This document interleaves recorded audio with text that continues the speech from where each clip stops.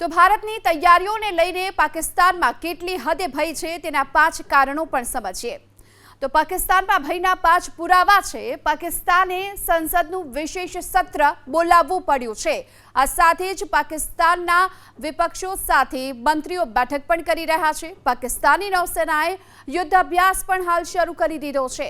પાકિસ્તાનના સાંસદે દેશ છોડવાની વાત પણ કરી છે અને પાકિસ્તાની રાજદૂતે પરમાણુ હુમલાની ધમકી પણ આપી। એ દર્શાવે છે કે પાકિસ્તાનમાં હાલ કેટલો ડર, કેટલો ભયનો માહોલ જોવા મળી રહ્યો છે।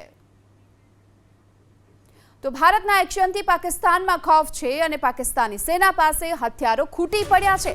પાકિસ્તાન પાસે માત્ર 4 દિવસ સુધી ચાલે એટલા જ દારૂગોળા અને બારૂદ બચ્યા છે અને પાકિસ્તાની સેના પાસે હથિયારો હાલ તો ખૂટી ગયા છે અને માત્ર 4 દિવસ સુધી ચાલે એટલા જ ગોળા બારૂદ અત્યારે પાકિસ્તાની સેના પાસે છે।